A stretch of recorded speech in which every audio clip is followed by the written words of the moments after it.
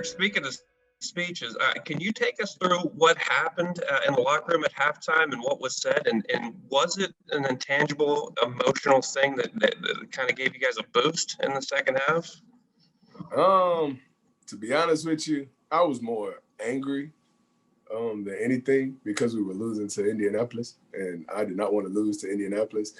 So like whatever speech, whatever people were harping upon, I was zoned out anywhere else. But I mean, Pouncey was one of the more vocal people in the locker room.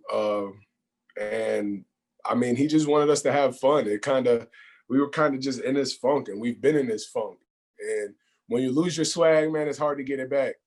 And I think we did that. We lost who he was. We lost our identity, and somehow, some way, we found it in that football game to win. So I can't really remember the speech, but I know Pouncey was talking, so it got a lot of people's attention.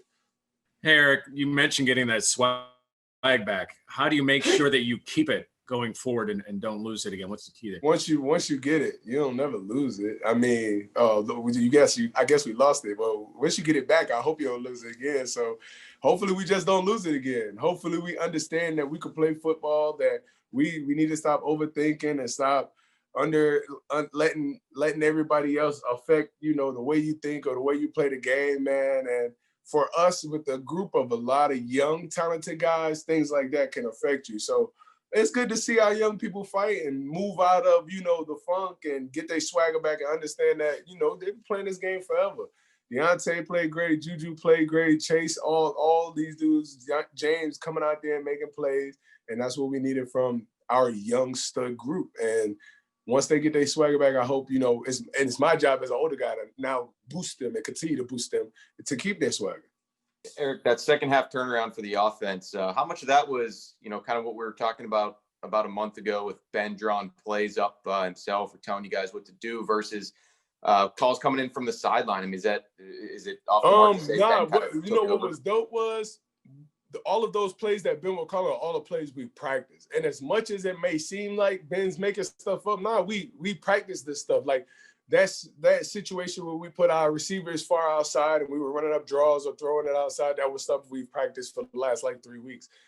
These are things that, we understand when we get in situations where we need offense, how to recreate and try to create problems for opposing defenses. So that's really all it is. We just had to switch it up because Indianapolis is a very good defense. Like they had our number in the first half. There was nothing really we could do.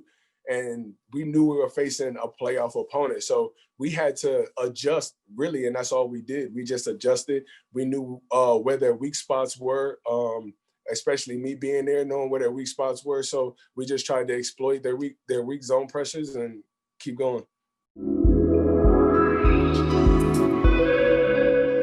Hey, Avery, you guys were able, obviously, to put it together in the game yesterday. What's the key to kind of keeping that momentum rolling through this last game of the regular season and into the postseason? I guess just come out and just have a good practice this week, and just go out there and just ready to go ball out on Sunday. That's it, man. Whatever it takes, just definitely want to keep that momentum going. It felt good to have a complete game. It was really good, man. Really good feeling.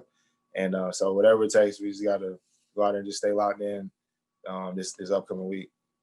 Avery, what do you learn from yourself? What do you guys learn from yourself as a team when you deal with a little bit of adversity like you guys dealt with the last couple weeks and even the first half of yesterday's game? Yeah, I mean, the biggest thing is that, it's 60 minutes. It's I've been through enough games where you can have a bad first half or a bad quarter and, you just continue to just fight and stay the course, things will change, So, yeah, I mean, that's the biggest thing. This team is definitely resilient, and that's what I love about it. Don't give up, continue to fight, and we just play for a total of 60 minutes and see what happens. Brian Backo. Avery, there's going to be a lot of talk this week about how you guys should approach this Week 17 game with the playoffs coming up and a home game secured for the postseason. As a player, I mean, do you want to play a full complement of snaps, or would you rather kind of, get that little makeshift bye since you guys don't get one in the playoffs? I mean, whatever these coaches wants to do, I'll be ready for it. And if they want me to go out there and play, I go play. It is what it is. I'll be ready, preparing myself for Cleveland until somebody says that I'm sitting or something. So, but yeah, man, I'm game for whatever. Avery, I know you got real close your last season in Tennessee, but this will be your first championship, really, winning the division here, especially the way your season started, coming over. I'm sure when you got traded from the Jets, that wasn't something you were thinking about in New York. What does it mean to win that? And what was it like kind of being able to celebrate that with your new teammates here? Yeah, it was very surreal, man. It was, something I, seen, growing up and, since I've been in the league, teams win the division, had some T-shirts, man. Just something that I've never experienced before. And it definitely was like a surreal feeling. That fourth down when we finally got out the field, I was like, what? Like, we actually won it, But even then, it was a great feeling, but just still got some hunger, a lot of hunger, man, because we know that we still got a lot of work to do and, ready to go get into these playoffs when it gets here and compete for a Super Bowl.